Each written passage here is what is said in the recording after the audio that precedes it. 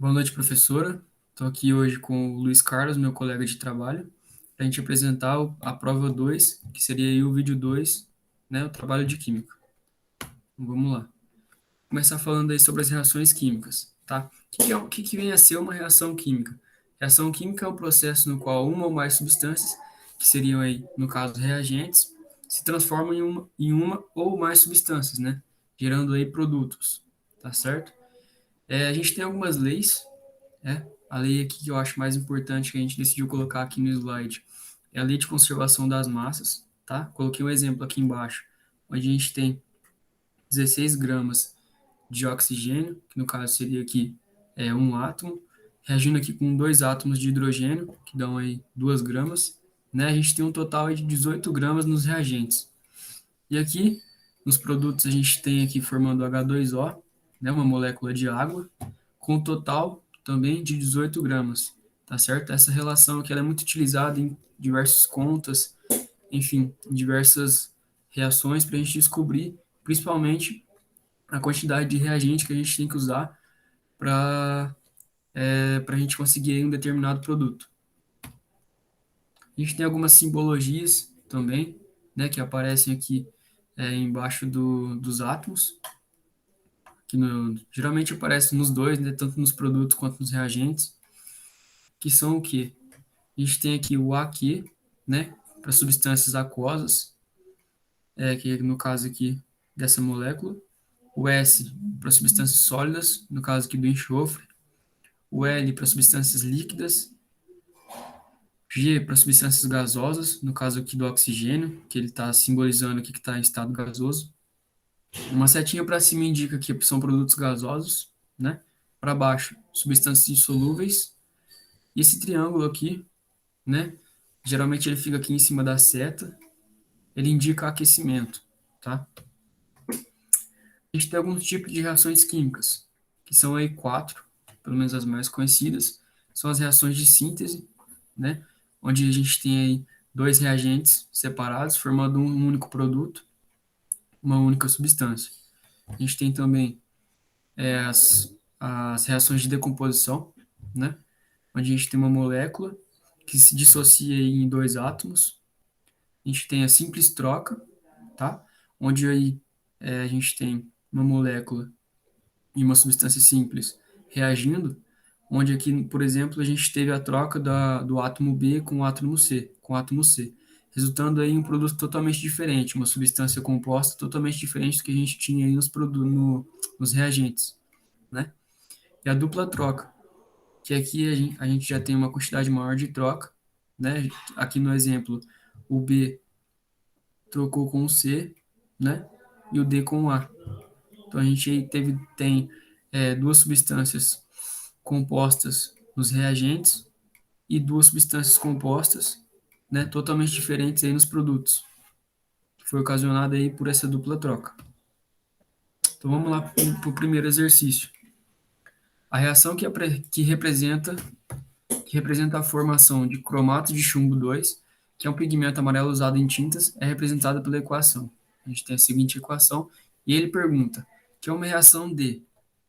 E aí? Dupla troca, simples troca, decomposição, síntese.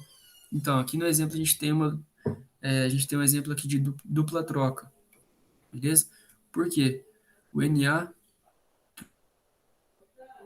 com o chumbo, né?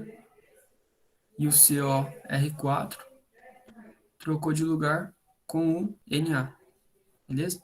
E a gente teve aqui um produto totalmente diferente. Falando um pouco sobre ácidos e bases, tá? Os ácidos são todas substâncias que, em meio aquoso, eles ionizam originando cátions, tá? Nos ácidos, a gente tem dois grupos, que são os hidrácidos, que são os ácidos que não contêm oxigênio, beleza? Que estão classificados em moderados, fortes e fracos. A gente tem essa tabelinha aqui, infelizmente tem que decorar, né? E a gente tem os oxiácidos, que já, diferentemente dos hidrácidos, a gente já tem uma fórmula, que seria aí o número de oxigênios menos o número de hidrogênios, e a gente tem essa relação de números, né? Essa relação de números, se esse resultado for 3, ele é um ácido muito forte, um oxiácido muito forte. 2, um oxidácido forte. 1 moderado e 0 fraco. A gente tem algumas exceções aqui, por exemplo, o H3PO3, que se você fizer 3 menos 3, ele vai dar 0, seria um oxiácido fraco, mas na verdade ele é um oxiácido moderado.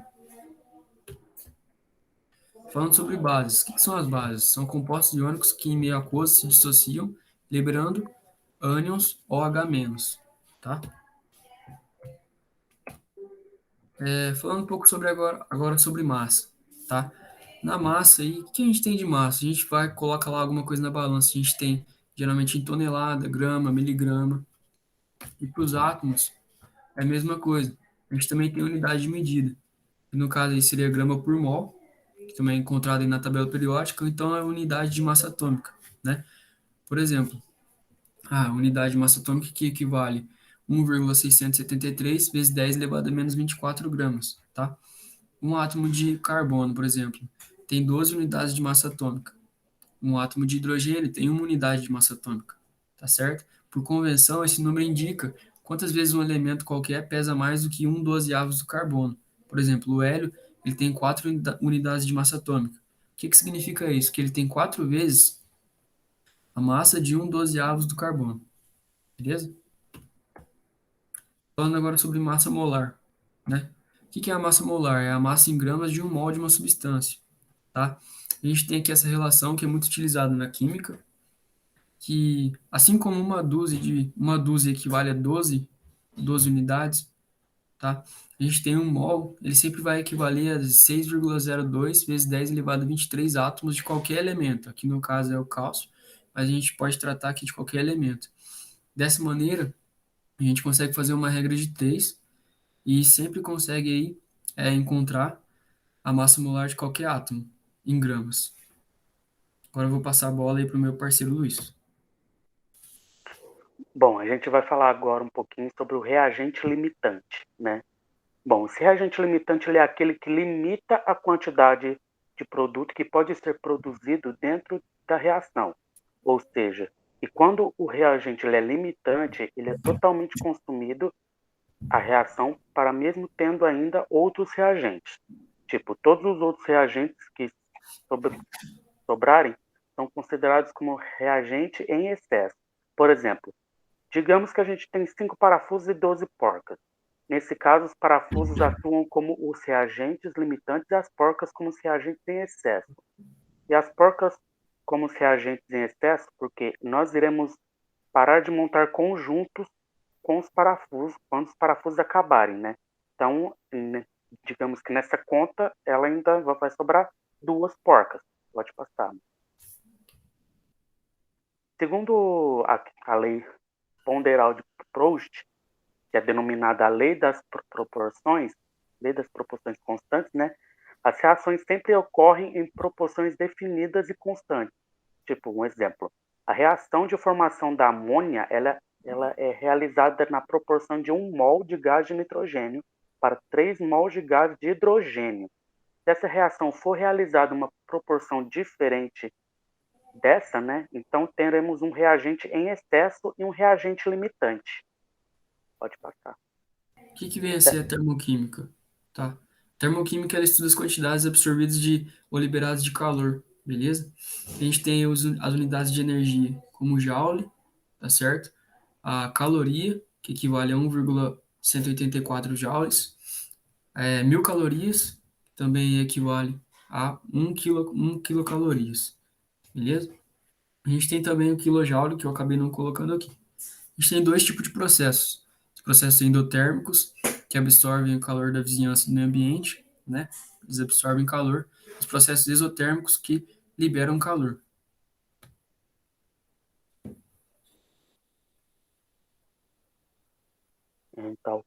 Entalpia.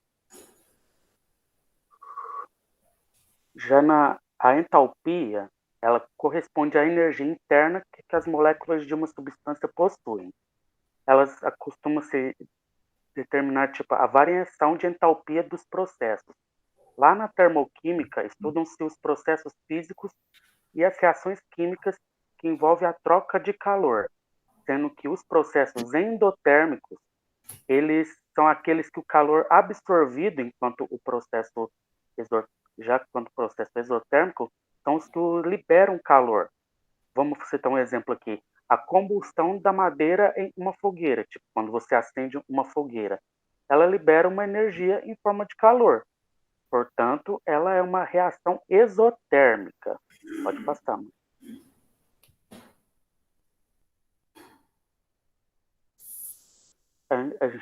Já na termodinâmica, a calorimetria é um ramo da física que estuda as trocas de energia entre os corpos ou, ou sistemas quando essa troca se dão na forma de calor. E o calor significa uma transferência de energia térmica de um sistema para outro. Ou seja, nós podemos dizer que um corpo recebe calor, mas que ele não possui um calor específico. Vamos dizer que a fórmula seria ΔQ igual a m vezes T vezes delta T, onde ΔQ é a quantidade de calor, m é a massa, T é o calor específico e ΔT é a variação da temperatura. Pode passar. O exercício 2, né? O exercício 2 é seu. Determine a quantidade de calor necessária para aquecer o volume de 2 litros de água a uma temperatura aí de 25 graus Celsius, tá? Até a temperatura de 100 graus Celsius, em condições normais de pressão, beleza? O que a gente teria que fazer nesse exercício, tá? A gente tem que utilizar essa fórmula que o Luiz acabou de explicar. A gente vai colocar aí a temperatura, né? Temperatura final menos inicial, tá certo? Que seria o ΔT, tá aqui. O calor específico, que no caso aqui é a água, que é 1, beleza? E a massa, né, em gramas de 2 litros, que seria 2.000 gramas, tá certo? No final, aí, se a gente calcular tudo, a gente vai chegar em 630 mil joules. Seria a resposta final desse exercício número 2. Vamos para o equilíbrio químico. O equilíbrio químico ele é um estado que ocorre em reações reversíveis, em que a velocidade da reação ela é direta e é igual à da inversa, sobre a temperatura constante. Tipo, onde os reagentes misturados e aquecidos dão resultados a um reagente totalmente novo. Pode passar, mãe.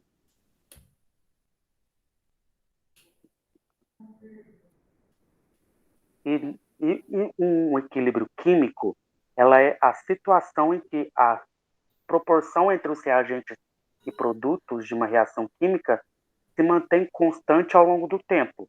Tipo, foi estudado pela primeira vez pelo químico francês Claude Louis de Berthollet, em seu livro Essai Statistique Chimique, de 1803. Pode passar.